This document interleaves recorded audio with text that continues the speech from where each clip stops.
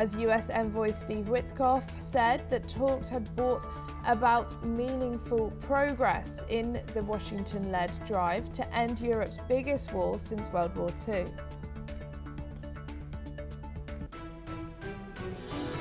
A frantic search is underway for 10 backcountry skiers missing in an avalanche in the mountains of California, where a huge storm dumped heavy snow. Officials say a group of 16 people, 4 guides and 12 clients, were caught up in the avalanche. India's Prime Minister Narendra Modi said ties between India and France are very special after talks with President Emmanuel Macron during his 3-day visit for the AI summit. Armed group Hezbollah rejected the Lebanese government's decision to grant the army at least 4 months to advance the second phase of a nationwide disarmament plan, saying it would not accept what it sees as a move serving Israel. Millions of files related to the late sex offender Jeffrey Epstein suggest the existence of a global criminal enterprise that carried out acts meeting the legal threshold of crimes against humanity, according to a panel of independent expertise appointed by the United Nations Human Rights Council. The Vatican will not participate in US President Donald Trump's Board of Peace initiative. Cardinal Pietro Parolin, the Vatican's top diplomatic official, said, while adding that efforts to handle crisis situations should be managed by the United Nations. Pope Leo, the first US Pope and critic of some of Trump's policies, was invited to join the board in January. California Attorney General Rob Bonta is building an artificial intelligence accountability program as his office probes Elon Musk's XAI over the generation of non-consensual explicit images. Bonta moved quickly last month to send a cease and desist letter to XAI as regulators globally investigated the company.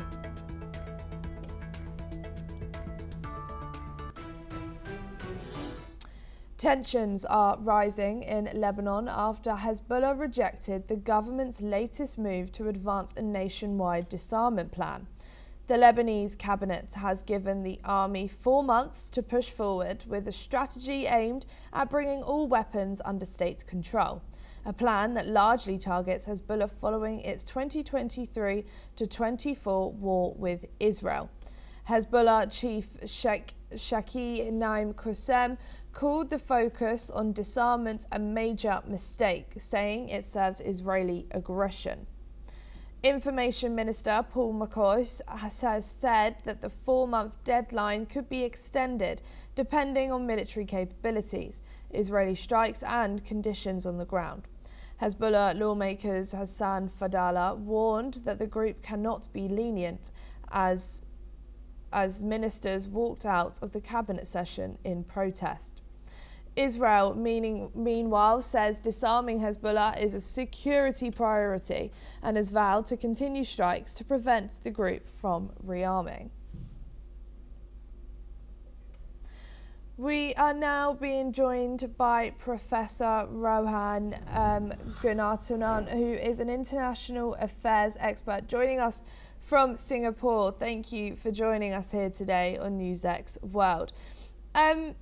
How feasible is the Lebanese government's plan to disarm Hezbollah within the next 4 months? And what operational and political challenges, such as military capabilities, internal divisions and regional pressures, stand in the way?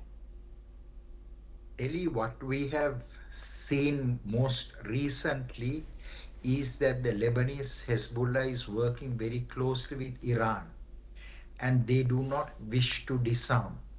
So Israel will mount attacks persistently against Hezbollah to dismantle its infrastructure, as it did in 2023 after the October 7th attack, and also in 2024. So Israel has conducted intermittent attacks against Hezbollah, decimating its rank and file, decapitating its leaders, but still there are remnants and there are successors to Hassan Nasrallah.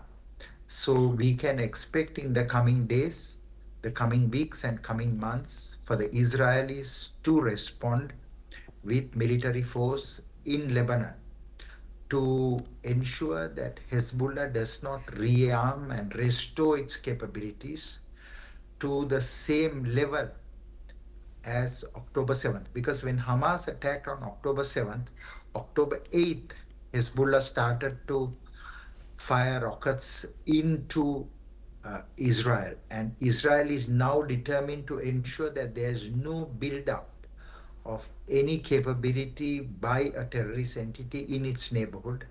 And of course, the Lebanese Hezbollah is among the target bank of Israel. So we will see intense strikes in the next days and next few weeks.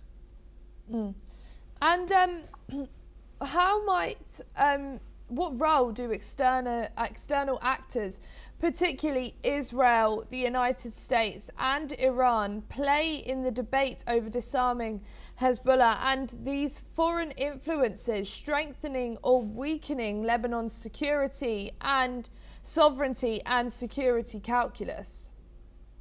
Lebanon army has been extensively supported by the US military, and the United States is continuing to build the capacity of the Lebanese military so that they can take over all security functions and also disarm Hezbollah. But they have been very reluctant to do that because Hezbollah is still a very powerful organization backed by Iran. Iran is the patron of Lebanese Hezbollah, and both Iran and the Lebanese Hezbollah work very closely with each other. So Iran will continue to support the Lebanese Hezbollah and will say no to disarmament. Of course, the Lebanese government will want to disarm the Lebanese Hezbollah, but they don't have the military capabilities as yet. Israel has the capabilities and they will fight Lebanese Hezbollah until such time the Lebanese army is capable enough to take on the Lebanese Hezbollah.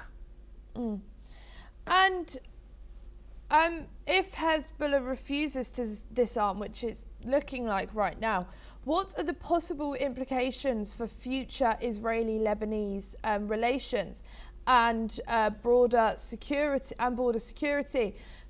Could this continued militarization lead to renewed conflict or a shift in regional alliances? Lebanese Hezbollah is a global terrorist movement. It has operations in Latin America, in North America, in Africa, in Asia, everywhere. And certainly it's a very powerful group. So although it has been severely weakened, it will continue to fight back. But Israel is basically a superpower in the Middle East, and Israel will strike Lebanese Hezbollah. And of course, the United States, after Ramadan, will attack Iran. It is inevitable now. And what we are witnessing is that both the Lebanese Hezbollah and Iran, the Iranian regime, will be severely weakened. So Lebanese Hezbollah will lose its patron, the regime in Tehran, in the coming months. And then Lebanese Hezbollah will be even more vulnerable to further decapitation and decimation of its rank and file. So the group will be dismantled in the next few years because the Lebanese army also wants to get rid of this group because it conducted so many attacks in Lebanon, overseas, and has destabilized Lebanon in a very big way. Yeah. Thank you. Don't go too far as I will be